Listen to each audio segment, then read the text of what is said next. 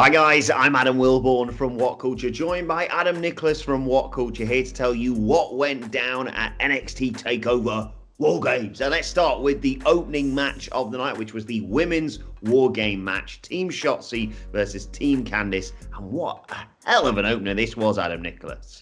Oh, if you were going to start the show the right way, this is the correct way to do it. I wasn't sure if they were going to give the women the main event, because I guess the build-up had been that way, but I actually think this worked out better. I think that was the way to go. We were wondering what Shotzi's tank was going to look like when she came out. That was a highlight of the night before we even began. Although we weren't quite sure it was going to get topped by something else entirely in this match that was so left field, I don't think any of us could have seen it coming. But as you can imagine, I think everybody in the women's division in this match was like highlighted pretty well, weren't they? And what a springboard this could well be for Raquel Gonzalez getting a pinfall victory over Io Shirai. But before we get there, let's talk about what happened and not just Shotzi Blackheart trying to kill Dakota Kai by shooting at her from a tank. Let's talk about the match. And actually, that actually happened, by the way, for anybody who thinks that's hyperbole. That literally happened. She shot a projectile at Dakota Kai from a tank. And then during the match, Rhea Ripley hit people with a mallet, which is apparently okay now. An actual mallet, not a Firefly Funhouse mallet, just a normal mallet. Later on, they brought kendo sticks in, and I thought, well, what's the point of this? Just kill people with hammers, apparently. That's what you can do nowadays. Some great callbacks throughout this match of the rivalries that we've seen, particularly Rhea Ripley, Raquel Gonzalez. Raquel Gonzalez looks like a huge star coming off the back of this. Rhea Ripley already was and still will be. And Io Shirai is incapable of entering a cage. This was incredible. They managed to get mileage out of making us wait for Io to come into the ring, the last member of Team Shotzi to come in. They just kept kicking her out. They kept smacking her out with ladders, chairs, the door of the cage. Eventually, I think she just gave up, Adam Wilbourn, and decided she was going to climb the cage, but ended up entering the ring in a way that I don't think you or I could have predicted in a month of Sundays. No, exactly. I think it was just after Indy Hartwell had attacked her and helped Candice get in, and they'd even attempted a pinfall, I believe, and the referees had gone, not everyone's in this match, so we can't start the pinfalls. And normally we aren't allowed to show footage from the event, of course, but we can actually show you what happened with Io Shirai. She climbed atop the cage, and she did this.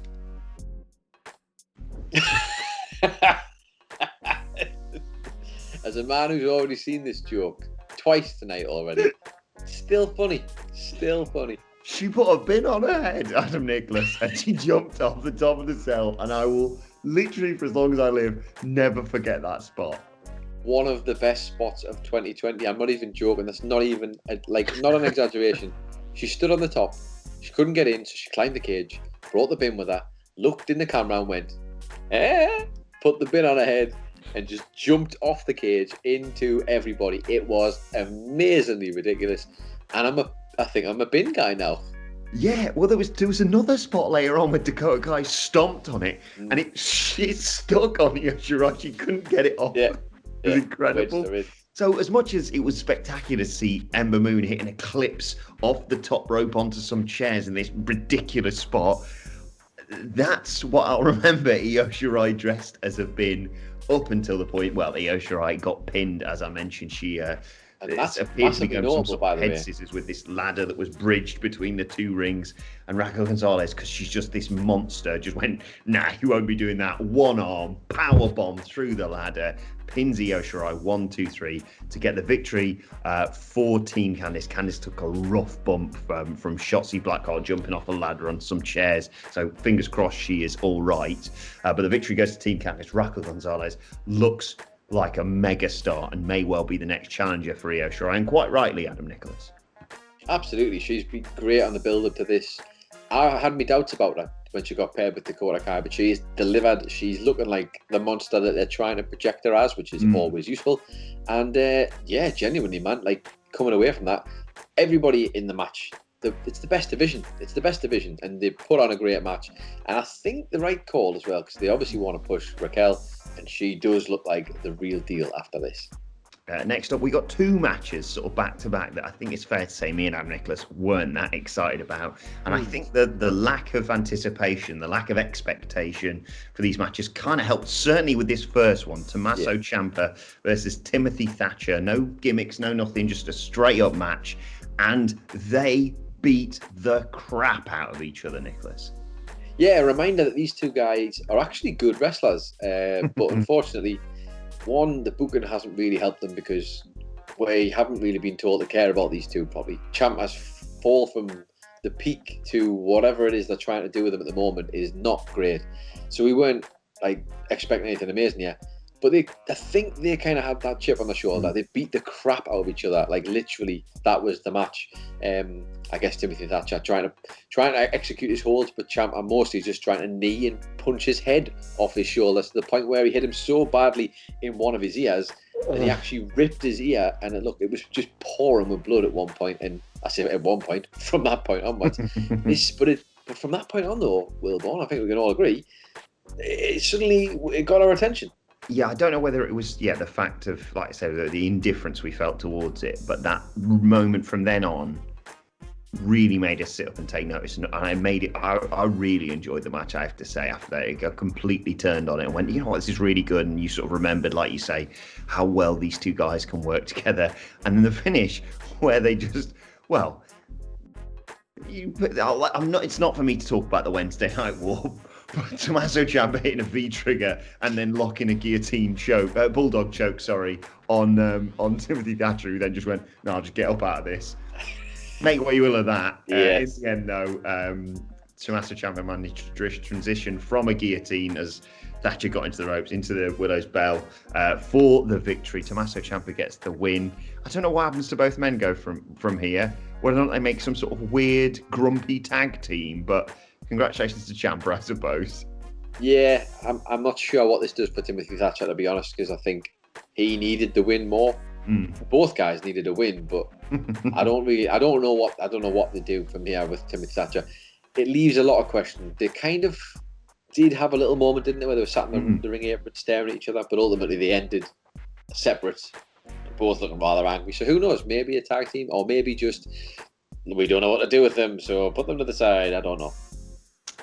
Then we got the strap match. As I've always said, really enjoyed 50% of this match. Cameron Grimes versus Dexter Lumis. No, and this is the problem. Some people out there really enjoy this Dexter Lumis character, but I think I think it's fair to say you, Nicholas, just don't.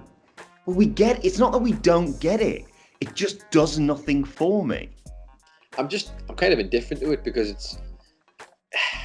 What is it? I don't think I've had a definition of what it is yet. It hasn't clicked with me. Like I say, I think some people might really enjoy it for him being particularly weird and spooky, and I just don't know what it is that he's trying to achieve. But Cameron Grimes, and in fairness, Loomis did play his part, I guess. We've talked about how the expectations were low. They were mega low for this one, very, very low.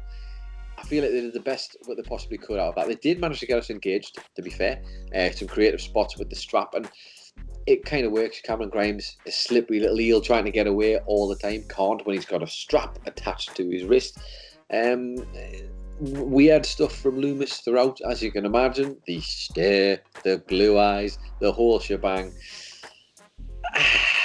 I'm not really sure what else to give you about this because there wasn't a great deal happened, unfortunately, that I can really dive into.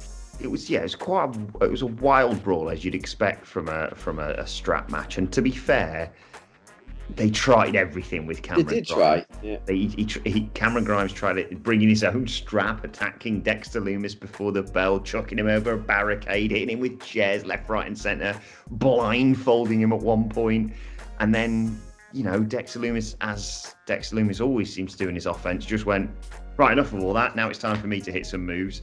Did that, beat him up. I did like the spot where he used the strap to pull Cameron Grimes into the chair. Yeah. And then eventually, as much as Grimes fought and could see where it was going, he could not escape the submission. I think it's called silence or whatever it is. The submission that Dexter Lumis applies, and he thought he was trying to get out of it, and then used more of the strap to just sort of wrap him up, and Cameron Grimes submits, and Dexter Lumis stares down the camera. It was, I'll give that to Lumis. It was about the most creative way he could use the strap in a believable way to actually choke out Grimes in the end. Ultimately, if this means it's the end of this, I would be very appreciative of it, because I feel like Grimes has got a lot to offer and his momentum is there, and I feel like getting stuck in this might be not good for anybody who isn't called Cameron Grimes, or who is called Cameron Grimes in this scenario. But yes, Lumis gets the win. Ironically, probably the right call, unlike the Champa and Timothy Thatcher match. Let's be done with this, please, and move on now and in general with this feud. Yeah, I think that's fair enough. In amongst all this, possibly after this match, heading towards the next one, I think, indeed, we got a tease of a return of Carrion Cross. Wow, amazing to see him coming back so soon. I know it's normally like 12 weeks, I think, for the recovery for him, so it's on schedule, but it feels like it only just happened that he disappeared. So really exciting to get Carrion Cross potentially back in NXT, and much needed, I'd say. Yeah, I mean, you've got to welcome him back. It'd be great to see how him coming back and what that might mean for the title picture in general, because obviously never actually lost the belt, and you've had another champion who also got injured but didn't have to give the belt up, so might tie into the narrative there. Either way, Carrion Cross coming back can't be a bad thing, I don't think. And I know some people might not be totally on board with his gimmick at this point yet, but you will be. I feel you will be. And also, I should mention NXT announcing New Year's Evil, which is either going to go down on the 6th of January, or if you read it in the way we read it here in the UK, the 1st of June. So looking forward to that. Let's talk next about the NXT North American Championship triple threat match, though. One of the most unpredictable matches, I think it's fair to say, we've gone into, triple threat wise, in quite some time, because you've got Leon Ruff going in as the champion, who, you know, isn't necessarily undeserving, but is certainly a surprise champion. You've got the cheating bastard Johnny Gargano, and then you've got Damien Priest, who in this match, Nicholas, reminded us why he was NXT North American champion. This, unlike the other two matches, had all the components we wanted for what was going to be a good match. We didn't know who was going to win, because really, it could have been anybody. Any of these three guys could have won and would have had a fair claim to it, I think. In particular, Ruff, who's made himself an invaluable part of this and has made the Gargano Priest feud also feel fresh again. But yes, Priest turned up for this match to prove a point that he's a beast. He's against two smaller dudes, so it was always going to help him in that regard.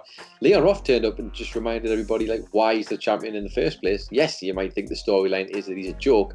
Some of the athletic spots he was coming out with in this match were just ridiculous, and Johnny Gargano is the best. Like, whether he's playing a babyface or a heel, when he's in that ring, the man is Johnny wrestling for a reason. And again, another guy who reminded us why tonight, Mr. Wilbourn.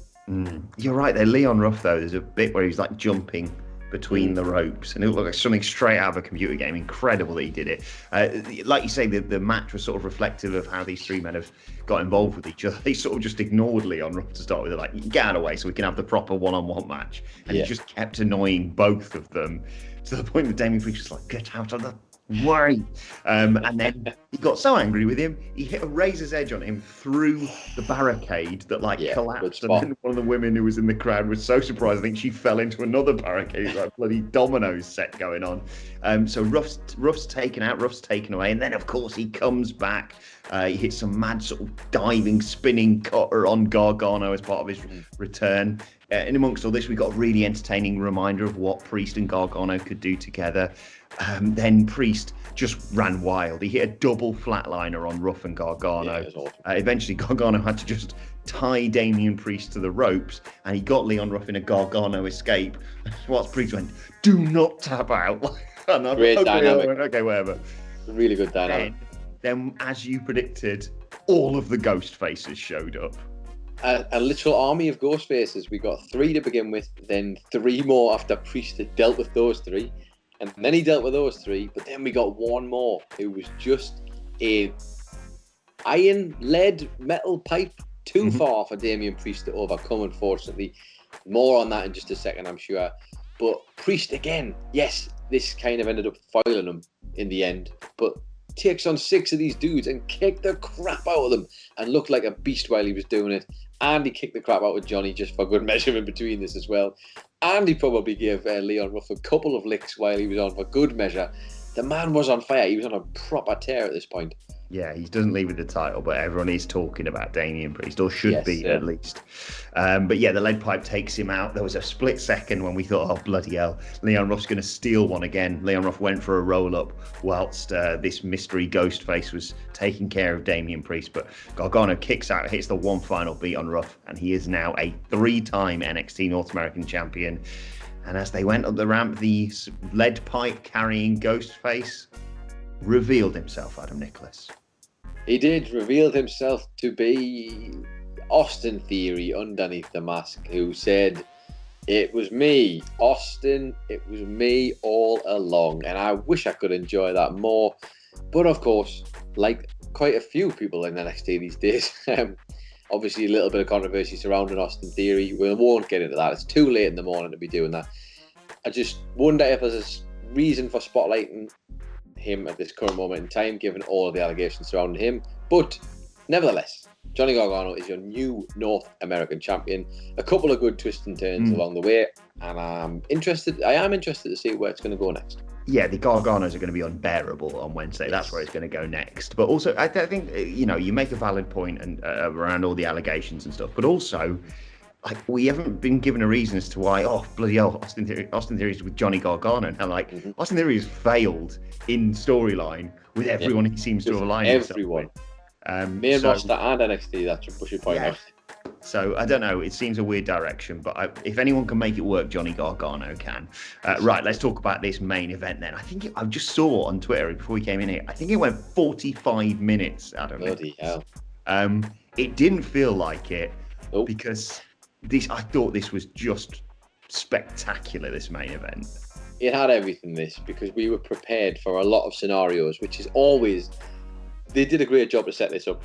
They really did. They had us all convinced and absolutely sold on a bunch of different things. Pat McAfee, of course, very excited to see his next match. The big question, Adam Wilbourn, was, would the Undisputed Era make it out of this match in one piece as a team and as one piece as individuals? Who knew? We didn't know what was going to happen here. But they did come out in some absolutely delightful red gear, a twist on their usual gear we've not seen before. It was the perfect start of the night, wasn't it? Yeah, exactly. We knew we were in for a good one from then on. Also, I don't know why it made me laugh every time, but whenever a member of the Kings of NXT, Pat McAfee's Gallo Bastards, was allowed out of the cell that they held them in, Pat McAfee going...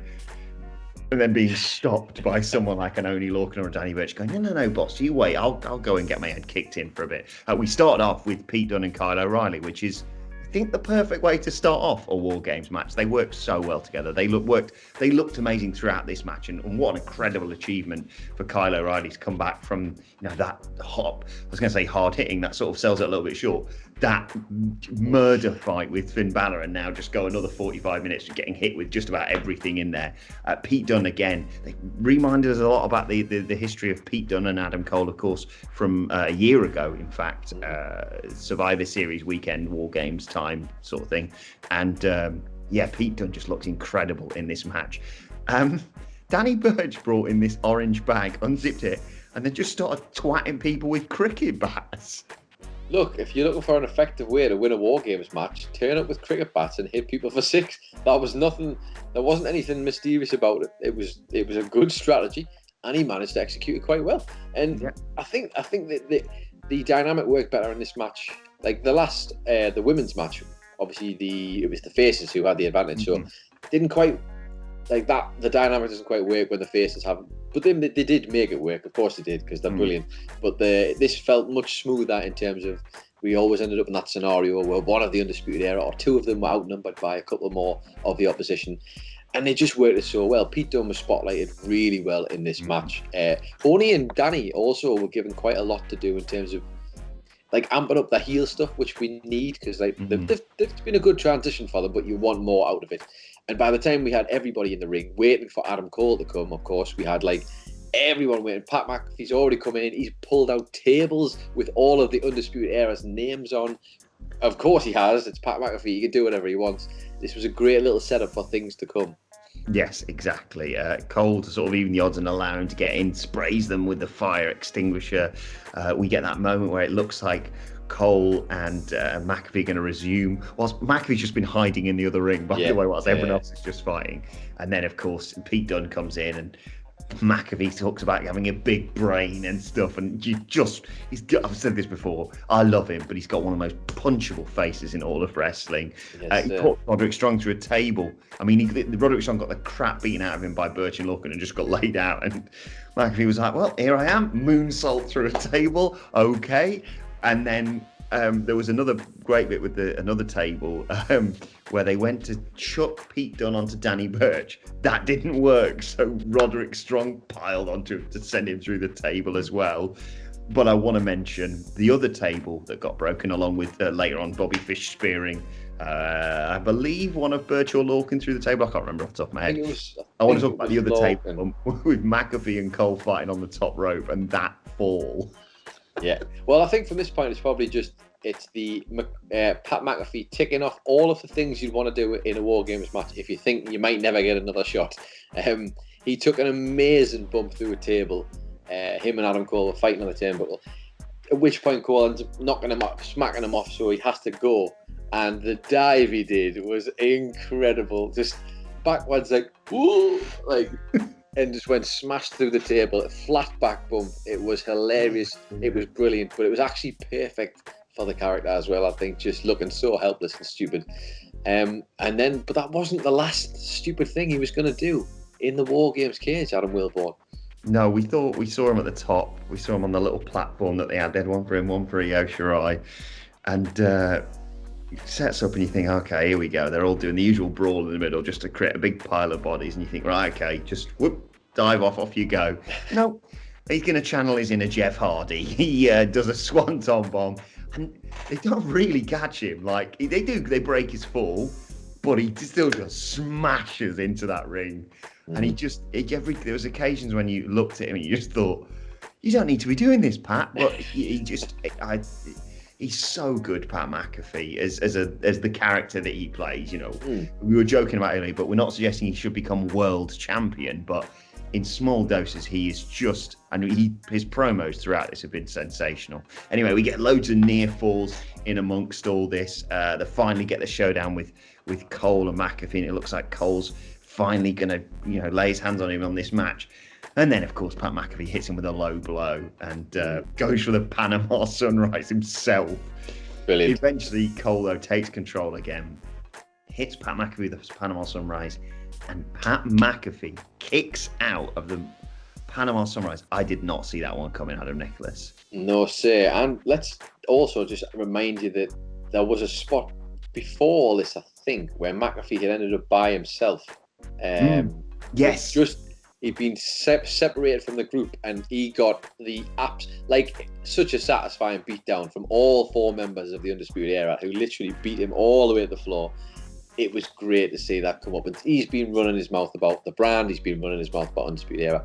A really satisfying moment. But to go back to where you were, kicks out of a Panama Sunrise, which should tell you the kind of stock they've allowed to put in Pat McAfee. And the fact that Adam Cole as well is allowing this to happen kind of tells you, they trust this guy. They trust the guy to deliver. And to be fair, he absolutely delivered tonight in this match. And in a surprise in terms of, I think, who got the pinfall to win this match, it was Kyle O'Reilly, in fact, pinning Oney Lorcan after jumping off the top rope, landing with his knee on a chair on Lorcan's face. That must have sucked for everyone involved. 1, 2, 3.